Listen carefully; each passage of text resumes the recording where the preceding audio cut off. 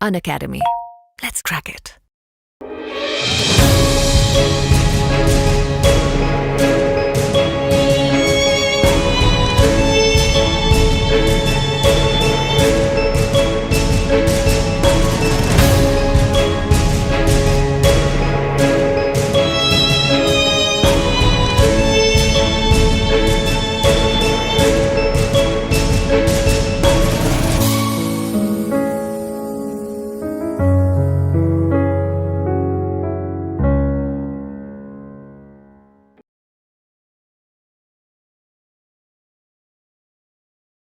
Hello नमस्कार, मैं हूं तनसुख पालीवाल। लिंकिंग लॉस के इस चैनल पर आप सभी का बहुत सारा स्वागत है।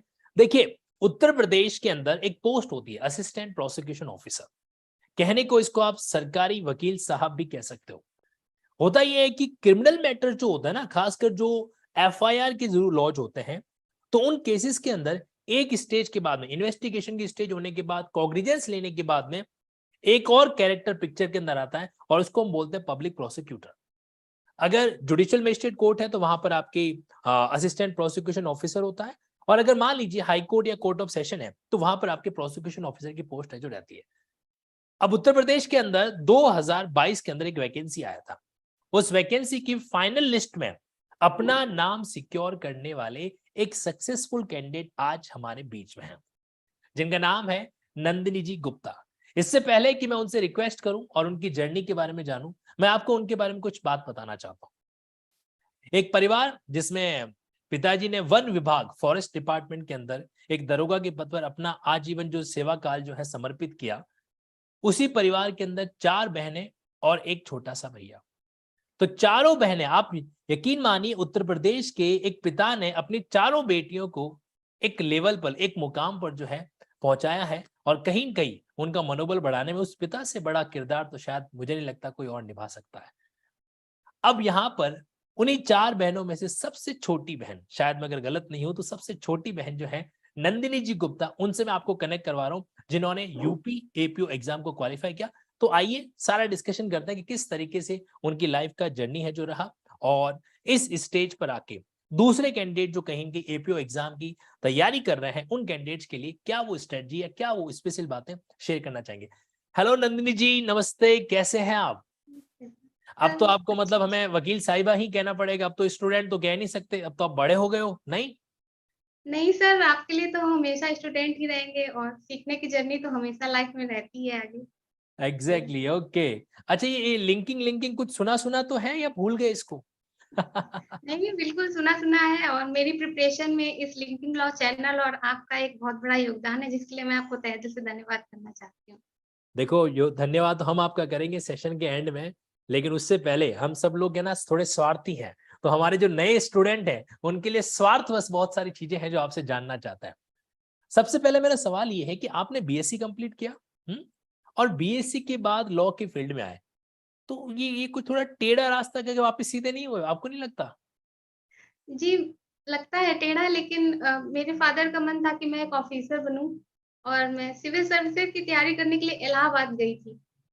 फिर मेरे ओके। फादर ने सजेस्ट किया कि तुम एलएलबी कर लो, इसमें अच्छा तुम्हारा और थोड़ा-सा ये है कि तुम आर्गुमेंट्स अच्छे देती हो। तो आर्ग्यूमेंट अच्छे देते हो, ओके। एक कहते हैं ना, मेरे फादर हुनर की पहचान तो घर से ज्यादा अच्छे से होती है। Okay, yes. मेरे फादर ने सजेस्ट किया कि तुम लॉ कर लो और फिर लॉ इसी में हमने फिर इलाहाबाद यूनिवर्सिटी से अपना लॉ 2021 में कंप्लीट किया। 2021 में आपने अपना लॉ कंप्लीट किया, और अगर मैं गलत नहीं तो ये आपका पहला प्रयास था, राइट? जी सर, पहला प्रयास था। और प्रथम प्रयास के अंदर आपने चकते फट्टे कर दिया। बेहतरीन, बहुत बढ़िया। अच्छा, मेरे को ये बताइए नंदिनी जी कि आप 4 बहनें हैं, तीनों बहनें जो हैं ऑलरेडी, जैसा आपने मेरे को पहले बताया है ऑफ द रिकॉर्ड, की गवर्नमेंट टीचर पे है, कोई एसोसिएट प्रोफेसर है ना? और अब यस आप सर। चौथे नंबर पे आ गए, जो कि मतलब कानूनी डिपार्टमेंट के अंदर चले गए, सरकारी वकालत। लेकिन क्या आपका सपना न्यायिक सेवा से अभी भी कनेक्टेड है, या बस अब तृप्ति हो चुकी है कि नहीं सर अब मुझे और कहीं नहीं जाना? नहीं सर, बिल्कुल कनेक्टेड है, मेन फोकस तो मेरा जुडिशरी ही है। लेकिन अब ये होता है कि एक सैटिस्फैक्शन के लिए किया है और आगे बिल्कुल रुकना नहीं है। अभी हालाँकि मेरा मेंस हो नहीं पाया, दिया था मैंने इस बार भी, लेकिन ओके। आगे आगे मेरी जर्नी जारी रहेगी। मतलब आपने यूपी जुडिशरी का मेंस इस बार अटेम्प्ट किया था, किसी कारण से नहीं हो पाया, क्योंकि शायद ऊपर वाला ये चाहता है कि भैया आप 2 साल सरकारी वकालत तो कर लो, उसके बाद हम आपको जज बना देंगे, उसमें कोई दिक्कत वाली बात है नहीं, है नहीं। तो ये जी, आपका रहा। अच्छा, आपका रूटीन जो है वो किस तरीके से रहता था? मतलब मॉर्निंग अगर मैं टाइम मैनेजमेंट की बात करूँ तो किस तरीके से मैनेज करते थे अपना दिन भर का टाइम टेबल? सर मेरा ऐसा कोई फिक्स नहीं रहता था कि हम्म, इस टाइम ये पढ़ना है, क्योंकि घर पे रहते थे तो अपने घर के हिसाब से अपना टाइम टेबल मुझे अपना फॉलो एडजस्ट करना करना पड़ता था, राइट। पड़ता था। तो अगर कभी सुबह जल्दी उठ गए 4 बजे या फिर रात में फिर 1-2 बजे तक पढ़ लिया, ऐसा अपना घर के हिसाब से ही अपना एडजस्ट करना पड़ता। कोई फंक्शन हो रहा है, कोई गेस्ट आ रहे हैं, तो उस हिसाब से अपना टाइम टेबल को एडजस्ट करना पड़ता था। देखो फिर भी कितनी सहजता से आपने इतनी बड़ी बात कह दी कि कहीं न कहीं हम टीचर्स भी, पता है नंदिनी जी क्लास में बच्चों को बोलते हैं कि भाई तुम इस तरीके से टाइम मैनेजमेंट करो, कोई गेस्ट आए तो उससे मत मिलो, लेकिन प्रैक्टिकली ऐसा नहीं हो पाता है। अगर घर पे कोई आ गया है तो हमें उसको थोड़ा मान सम्मान देना पड़ता है, समय जी निकालना सर। पड़ता है। जी सर, मम्मी बिल्कुल। मम्मी की आवाज आती, नंदनी 2 कप चाय बना दे अच्छी वाली अदरक वाली, ऐसा ऐसा भी हुआ होगा, राइट? जी सर, बिल्कुल सर। Exactly exactly. तो मतलब आपने जो है कहीं की अपने इंटरेस्ट को प्रेफरेंस दी कि भाई जब जिस तरीके से समय मिले उसी उसी समय अपने सब्जेक्ट में इंटरेस्ट क्रिएट करो, उसको पढ़ने हैं जो बैठ जाओ। ओके। जी सर। अच्छा, जी। तो आप जब ये सीआरपीसी आईपीसी वगैरह पढ़ा करते थे यूपी एपीओ के दौरान, तो उस समय ऐसा होता था कि बस खाली एक सब्जेक्ट है, उसको सब्जेक्ट को एक ही टाइम पे फोकस करना है, या उस सब्जेक्ट में अगर कोई कॉमन प्रोविजन आ जाए जो दूसरे सब्जेक्ट से मैच करे तो उसको लिंक भी करना है? तो क्या इस तरीके से आप प्रोविजन का लिंकिंग भी किया करते थे? जी, बिल्कुल करते थे और इससे प्रोविज़न को समझने में काफ़ी हेल्प मिलती थी और आपके वीडियोज़ भी काफ़ी हेल्पफुल रहे इस मामले में और आपके लिंकिंग चार्ट भी देखे थे हमने और इन्हीं सब से थोड़ा लिंकिंग हम भी सीख गए थोड़ा-सा। थोड़ा क्या बहुत कुछ सीखे हैं आप, ईश्वर से हमारी यही प्रार्थना है। लेकिन कहीं न कहीं जैसे आपके इंटरव्यू के कुछ सवाल मेरे पास में आ रखे हैं और मैं उन सवालों को आपके सामने ज़रूर रखना चाहता हूँ। तो इंटरव्यू के कई आपके सारे क्वेश्चंस थे। हुँ? जी सर। उनमें से यस, मैं इसी को ढूँढ रहा था कि मेरा वो ब्रह्मास्त्र कहाँ चला गया। तो आपके सवाल मेरे सामने हैं। तो पार्डन संबंधी भी कोई क्वेश्चन आपके सामने आया था इंटरव्यू के अंदर? क्योंकि यूपी आपके एपीओ का इस बार ही 3 स्टेज हुआ। पहले क्या होता था, प्रीलिम्स और उसके बाद में सीधा इंटरव्यू, ऐसा ही होता था? जी, मुझे आइडिया नहीं है। आइडिया आपको नहीं है, बता तो आपने मतलब पहली बार में पूरा रणनीति बनाया, उसके अकॉर्डिंग इसको फॉलो करने का प्रयास है जो किया है। ओके। इंटरव्यू के कुछ 2-4 सवाल बताएं, क्या-क्या पूछे गए थे आपको यूपी एपीओ के इंटरव्यू में? सर कॉन्स्टिट्यूशन के क्वेश्चन पूछे गए थे सबसे पहले तो ये पूछा गया था हमारे संविधान का नाम भारत का संविधान है या भारतवर्ष का संविधान है? उसका ओके। टाइटल क्या है? हाँ।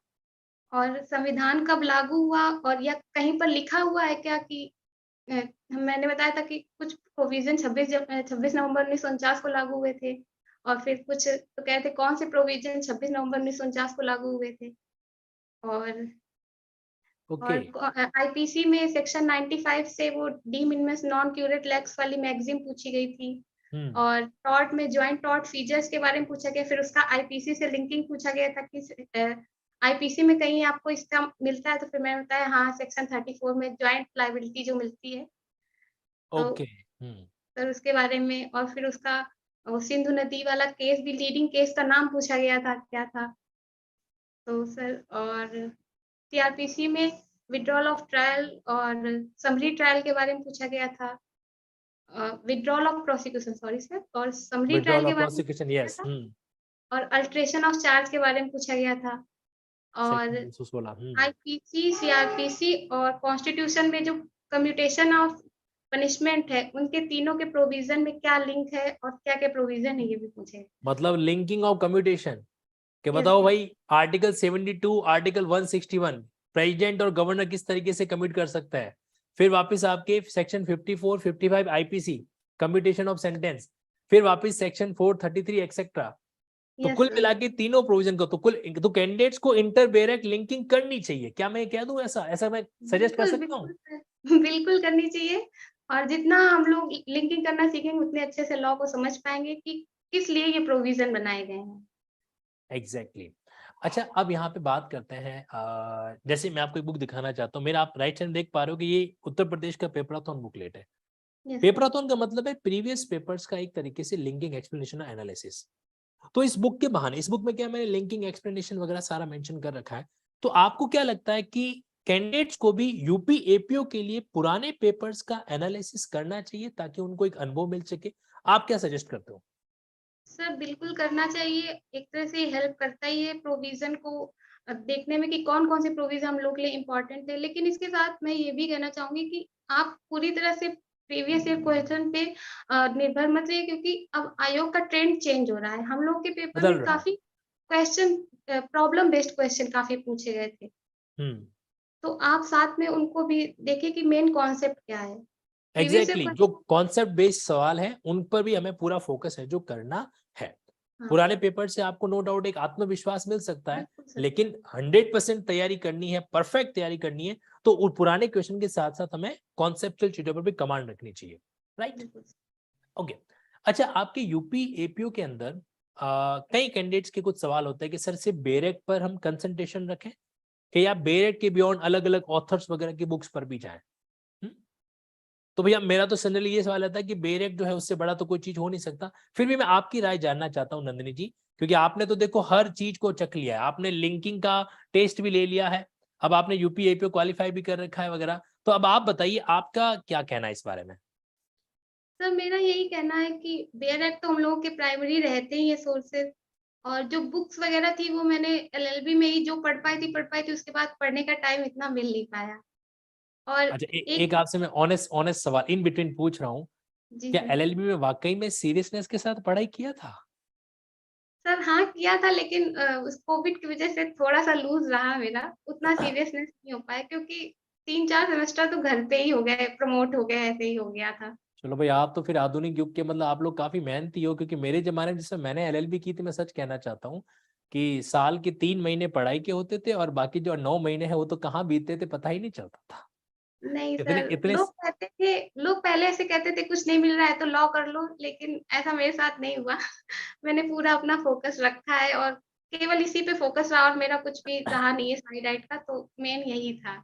मैं आपके सेंटेंस के साथ दुनिया वालों को एक मैसेज देना चाहता हूँ कि कुछ नहीं हो रहा है तो लॉ कर लो। ये एक भ्रम है, एक मिस्टेक ऑफ फैक्ट है, और अगर आप इस तरह की बायलैटरल मिस्टेक ऑफ फैक्ट पाल रहे हैं तो सेक्शन 22 कॉन्ट्रैक्ट के तहत आपका कॉन्ट्रैक्ट ही वॉइड है ना? Yes sir. राइट? क्योंकि कुछ नहीं हो रहा है तो लॉ कर दो, ये तो अपने आप में एक भ्रम है, इल्यूजन है और कुछ नहीं है, क्योंकि लॉ करना और लॉ को पालना ठीक है ऐसा ही है कि हाथी को घर पे लाओ और हाथी को मेंटेन करो, अपडेट रहना यस। पड़ता है। अच्छा, तो अब आपके यूपी एपीओ के अंदर प्रीलिम्स का स्टेज भी रहा, मेंस का भी रहा और कहीं कहीं इंटरव्यू का भी रहा। अगर कोई कैंडिडेट आपसे पूछे कि नंदिनी जी, तैयारी जो है प्रीलिम्स और मेंस का जो है साथ साथ होना चाहिए या पहले प्रीलिम्स का लेवल खत्म हो जाए उसके बाद मेंस का स्टार्ट करें, तो आपका क्या ओपिनियन है? सर मेरा आंसर ये रहेगा कि अगर आपके पास टाइम है, तो मेनली फ़ोकस अपना आंसर राइटिंग पे करिए, मेनली आंसर फ़ोकस। राइटिंग। हम्म। दिन के 2-4 घंटे आप बेयर एक्ट या एमसीक्यू सॉल्व करने पे लगा सकते हैं, क्योंकि जब प्री का रिजल्ट आ जाता है तो मेंस के लिए टाइम नहीं मिलता है आपको। तो एग्जैक्टली। आपको मेंस की तैयारी अपनी पहले से अच्छी खासी रखनी चाहिए, और जब आपका नोटिफिकेशन आ जाए फिर उसके बाद आप प्री पे पूरी तरह लग जाइए। उसके पहले एग्जैक्टली। आप मेनली फोकस मेंस का ही रखिए। मतलब कहीं कहीं जो है, क्योंकि प्रीलिम्स के रिजल्ट और मेंस के एग्जाम डेट के बीच में समय बहुत कम होता है, तो ऐसे केस के अंदर जब हम प्रीलिम्स की तैयारी कर रहे हैं तो साइड बाय साइड हमें कहीं कहीं मेंस के जो कंटेंट है उसके बारे में भी प्रैक्टिस करते रहना चाहिए। जी, बिल्कुल। अभी प्रैक्टिस चाहे आप मेडिटेशन के माध्यम से करो या लिख लिख के करो, वो आपका जी, एक कंसर्न है, लेकिन हमें उसको जी, फॉलो है जो करना चाहिए। जी सर। तो आपके प्रीलिम्स और मेंस के बीच का जो समय है वो भी काफी डिफिकल्ट निकला होगा, घर से बाहर भी निकलना बंद कर दिया होगा आपने, ऐसा कुछ? हाँ सर, इससे इतनी इस बीच का क्या, पूरा मतलब 1.5-2 साल ही हम बहुत फंक्शन से दूर रहे हैं, सबसे दूर ही रहे हैं, हम्म। और बहुत ही कम सबसे सोशल रहे हैं, और अब थोड़ा-सा जब से रिजल्ट आया तब से थोड़ा-सा एन्जॉय कर रहे हैं लाइफ को। हाँ, अब तो घर वाले भी कह रहे हो कि चलो भाई अब बिटिया के हाथ पीले कर देते हैं, अब ये सेलेक्ट हो गई है, अब इसको फटाफट इसके घर भेज देते हैं। ऐसा भी हो रहा होगा थोड़ा बहुत, नहीं? नहीं, नहीं, मेरे फादर बहुत ही अच्छे हैं, और वो कहते हैं जब तक तुम पढ़ना चाहो तब तक पढ़ो, कोई प्रेशर नहीं फैमिली की तरफ से। जिक्र आपके पिताजी का हुआ है तो मैं आपके पिताजी की वाकई में दिल से और अपनी आत्मा से तारीफ करता हूँ, क्योंकि आप 4 बहन है, मैंने ये फैक्ट गलत तो नहीं बताया ना, 4 सिस्टर है ना? नहीं, नहीं, 4 सिस्टर हैं सर। चारों सिस्टर और चारों की चारों सिस्टर जो हैं वो कहीं न कहीं अपने अपने पद पे सेट आके हो चुके हैं। नंदिनी जी, आज आपके पास मौका है अपनी, आप सबसे छोटे हैं राइट? Yes sir. इस मंच पे आप अपने पापा को कुछ थैंक यू कहना चाहते हैं तो ये 1-2 लाइन आप पिताजी के बारे में ज़रूर कह सकते हैं। सर बिल्कुल मैं मतलब बहुत ही ज़्यादा लकी हूँ कि मुझे मेरे पापा जैसे पापा मिले, और ये चाहती हूँ कि हर लड़की को मेरे पापा जैसे पापा मिले, ताकि उसे लाइफ में कभी कोई प्रेशर ना झेलना पड़े। मैं कभी भी डिमोटिवेट होती तो मेरे पापा हमेशा कहते थे, तुमसे जितना हो सकता है उतना करो, तुम्हारे पर कोई प्रेशर नहीं है। और मुझे भले विश्वास न रहता कि मुझसे होगा कि नहीं, मेरे पापा और मम्मी को हमेशा मेरे ऊपर विश्वास था कि तुम ज़रूर कुछ ना कुछ करो। क्या बात है, बहुत बढ़िया। ये मैसेज मैं आपके पिताजी तक ज़रूर पहुँचाऊँगा। ओके, जी। तो आप 4 बहनें थी, चारों बहनें छोटे थे, कुछ लड़ाई-झगड़ा भी आपस में करते थे या एकदम शांति सेक्शन 106 सीआरपीसी की तरह रहता था मामला? नहीं सर, थोड़ा बहुत तो हो ही जाता है, एक्चुअली हम ही थोड़ा-सा लड़ते-झगड़ते रहते थे, और सारी अच्छा बहनें तो हाँ, ठीक अब मैं इस पॉइंट पे तो भूल गया, जैसे पापा जी ने कहा कि बेटा तुम आर्गुमेंट अच्छा करती हो, इसलिए तुम लॉ में चली जाओ। तो इसका थी। मतलब तुम लड़ाकू विमान थे? हाँ, हे मेरे घर के लड़ाकू विमान थे हम। ओके, तब तो ये उत्तर प्रदेश सरकार के फेवर की बात है, क्योंकि एक आर्गुमेंट करने वाला सरकारी वकील जो है उनको मिलने वाला है भविष्य के अंदर। अच्छा, एक आखिरी सवाल मुझे ये ज़रूर बताएँ नंदिनी जी, कि इंटरव्यू के दौरान आपका इंटरव्यू कितने मिनट चला? सर 15 मिनट चला था, 15 मिनट क्योंकि चला। लास्ट टाइम था, जल्दी-जल्दी वो लोग कर रहे थे, 15 मिनट चला। Okay, okay.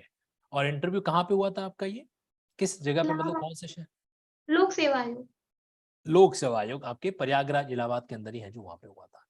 बिना नाम बताए मेरे को बता सकते हैं कितने बोर्ड मेंबर थे आपके इंटरव्यू के अंदर? 2, 3, 4? 3 थे सर, और नाम तो हमको पता ही नहीं है, हम क्या बताएँगे? नहीं, काश पता है तो भी नहीं बताना है। और इनमें से कोई महिला भी मेंबर भी थे? नहीं सर, महिला नहीं थी, तीनों मेल थे मेरे। ओके, अच्छा। क्या ऐसा हुआ था कि इंटरव्यू के दौरान एकदम आते ही आपको एकदम सवालों की झड़ी जो है वो फटाफट 1, 2 जवाब दो, जवाब दो, जवाब दो, ऐसा कुछ हुआ था? या एकदम नहीं, स्मूथनेस नहीं के साथ आपका इंटरव्यू लिया गया? सर, बहुत ही कामनेस के साथ ले रहे थे मेरा इंटरव्यू, और अगर हम थोड़ा-सा हेजिटेट हो रहे थे या फिर जल्दी-जल्दी कर रहे थे, तो वो मुझे थोड़ा-सा कह भी रहे थे कि आराम से सोच के बताओ, कोई जल्दी नहीं है, और बहुत सपोर्टिव थे, मतलब अच्छे थे सब लोग। मतलब बहुत ही कोऑर्डिनेटिव एटमॉस्फेयर है। तो आप सब बिल्कुल। लोगों को सुनना चाहिए कि इंटरव्यू के बारे में हम लोगों ने एक मिथ पाल रखा है कि वो इंटरव्यू नहीं होता है, वो इंटरोगेशन होता है। ऐसा नहीं है ना? हुँ, जो इंटरव्यू लेने वाले जो बोर्ड मेंबर्स होते हैं, विद ड्यू रिस्पेक्ट मैं कहना चाहता हूँ कि वो बहुत ही हम्बल नेचर के होते हैं, और वो आपको हो सकता है आपका टेम्परेचर चेक करने के लिए, आपका शॉर्ट टेम्पर है कि नहीं वो चेक करने के लिए कुछ तरीके आजमाइश ज़रूर कर सकें, लेकिन यस सर, अदरवाइज़ उनका बिल्कुल। मेन मकसद ये नहीं है कि वो आपको फेल करें। राइट, नंदिनी जी? जी सर। 1-2 जगह कह रहे थे, ऐसा ही होता है, ऐसा ही होता है, मतलब थोड़ा-सा मेरा पेशेंस चेक कर रहे थे कि हम बहुत जल्दी अपनी बात से पलट तो नहीं रहे हैं, अपनी बात जो हमने कह दिया, तो उस पे हैं कि नहीं।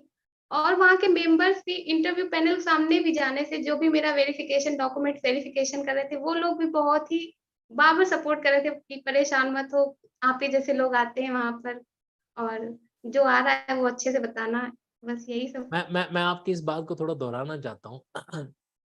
नंदिनी जी ये कह रहे हैं कि भाई इंटरव्यू बोर्ड जो मेंबर है वो इनसे बार-बार इससे चेक करते थे। अच्छा, ऐसा ही होता है? अच्छा हाँ, तुम बता रहे हो वही तो होता है ना? ताकि वो ये जानना चाह रहे थे कहीं नंदिनी जी सेक्शन 154 एविडेंस एक्ट के तहत हॉस्टाइल विटनेस तो नहीं बन रहे? अपनी अपनी बात से पलट तो नहीं रहे? क्या मैं सही कह रहा हूँ? ऐसा ही यस था? सर, यानी कि आत्मविश्वास, यस। आत्मविश्वास एक बहुत बड़ा रोल प्ले करता है। अगर आपका नॉलेज के प्रति आप श्योर है तो कहीं न कहीं वो आपके लिए हेल्प है जो करेगा। एक बात और बताएँ, इंटरव्यू में जनरली क्या होता है कि अचानक कोई भी सवाल पूछा जाता है तो रिकॉल करना पड़ता है ना? तो इस रिकॉल करने के अंदर मैं कैंडिडेट कहता हूँ कि लिंकिंग मेडिटेशन आपके लिए एक बढ़िया चीज़ है। आपको क्या लगता है कि वाक़ई में ये टेक्निक मेडिटेशन वाला मेमोरी रिफ्रेश करने में हेल्प करता है? जी, बिल्कुल करता है। अगर आपको उस टाइम किसी भी सब्जेक्ट का एक सेक्शन याद आ गया कि हाँ, इससे रिलेटेड था, तो आपके फिर सारे प्रोविज़न रिकॉल जल्दी हो जाते हैं, अगर हुँ, आपने सबको लिंक किया हुआ है। लिंक करेगा तो कहीं की मतलब मेमोरी रिफ्रेश करने में आपकी हेल्प है जो करता है। अच्छा, अब मुझे कुछ मेंस एग्ज़ाम के बारे में बताएँ, कितने पेपर होते हैं और क्या टाइमिंग रहता था आपके एग्ज़ाम वगैरह का? उसके बारे में ज़रूर बताएँ। हाँ, सर मेंस में 4 पेपर होते हैं। पहला पेपर जीएस का होता है, दूसरा पेपर हिंदी का रहता है, और 2 पेपर लॉ के रहते हैं। तो हुँ, फर्स्ट लॉ के पेपर में आईपीसी, सीआरपीसी, पुलिस एक्ट और पुलिस रेगुलेशन आता है, और हुँ। आखिरी पेपर पूरा एविडेंस एक्ट का रहता है। एविडेंस चेक का रहता है और हिंदी और इंग्लिश के पेपर की जो लैंग्वेज वगैरह था, जो कि मामला था, वो क्या वाकई में ज्यादा टफनेस का वाला था कि 3 घंटे में पूरा नहीं हो पाए? नहीं सर, हिंदी इंग्लिश तो आता ही नहीं है। हिंदी का पूछा जाता है, 100 मार्क्स था और हिंदी बहुत ईज़ी थी। मतलब मुझे तो केवल एक कोई वर्ड था उसका नहीं आ रहा था और तो पूरा पेपर मुझे आ गया था। क्या मैं कह सकता हूँ कि हिंदी अगर कोई भी बच्चा अगर 10th लेवल की या 12th लेवल की पढ़ ले जी, तो जी, बिल्कुल। सफिशिएंट है ये? सफिशिएंट है, प्रीवियस ईयर के पेपर सॉल्व कर लीजिए आप और लूसेंट से ही हमने पूरी हिंदी तैयार की थी। एक्चुअली मेरा मीडियम भी 12th तक हिंदी था, तो मुझे हिंदी में कोई दिक्कत हुई नहीं है। ओके। प्रीवियस पेपर का आपने जिक्र किया है, तो जैसे ये यूपी जुडिशरी की मैंने पेपराथन निकाली वैसे कि वैसे मुझे यूपी एपीओ का भी पेपराथन निकाल लेना चाहिए, कहीं कहीं बेनिफिट रहेगा, आपको जी लगता सर, है ऐसा? बिल्कुल, बिल्कुल, क्योंकि काफ़ी ज़्यादा आइडिया लग जाता है कि कैसे पूछे जा रहे हैं। हालाँकि प्रीवियस ईयर पेपर में तो थोड़े से हमें टफ लगे कि पूछे जा रहे हैं, जो मेरा पेपर आया तो उसमें हिंदी बहुत ही ईज़ी आ गया था इजी मुझे। रहा, आसान है जो रहा। ओके, चलिए एक और बात नंदिनी जी आपसे मैं जानना चाहता हूँ कि परिवार के अंदर जरूरी नहीं है कि हर समय जो है वो एक जैसा रहे। हम्म? बिल्कुल। कई बार लाइफ में सम परिस्थिति भी आती है, कई बार विषम परिस्थिति भी आती है। पापा तो मैं आपको सपोर्ट कर ही रहे थे, बट कहीं कहीं कहते हैं कि चाहे रिश्तेदार हो, रिलेटिव हो, उनका एक अलग प्रेशर रहता है। कई बार वो प्रेशर सकारात्मक काम करता है तो कई बार वो प्रेशर नकारात्मक भी काम करता है। तो आपकी लाइफ का भी कोई ऐसा कोई टफ मोमेंट रहा है? हाँ सर, मेरे पापा को जब मेरे पापा को पेसमेकर लगा हुआ है, एक ओके। उनकी हार्ट बीट उनकी एक मशीन से चालित होती है, ऐसे सेल्फ हार्ट बीट उनकी नहीं चलती है। नेचुरली हार्ट जो है वो काम नहीं कर रहा है, करता है पेसमेकर लगा रहा है। पेसमेकर। ओके। जी सर। तो वो हम लोग के लिए बहुत टफ टाइम था और मम्मी लोग भी बताती हैं जब 4 बेटियाँ थी हम लोग इलाहाबाद तुम लोग को भेजने के लिए सोच रहे थे, सब लोग कह रहे थे कि इलाहाबाद तो बहुत लोग जाते हैं और देखो क्या होता है। तो बहुत लोग मम्मी लोगों को भी ऐसे कह देते थे। तो हम लोग के लिए था कि हाँ, कुछ ना कुछ करके दिखाना है मम्मी-पापा को। जितना लोगों ने सुनाया है तो आज आज वही लोग सब लोग बड़ाई करते हैं कि आपकी बेटियों जैसा बेटियाँ हो तो कोई दिक्कत नहीं है। सच बात तो और ये तो है मेरी कि फैमिली आपने काफ़ी सपोर्ट या करती है। सच बात तो ये है कि आपने हमेशा खुद को एक जिम्मेदार इंसान बना के रखा है।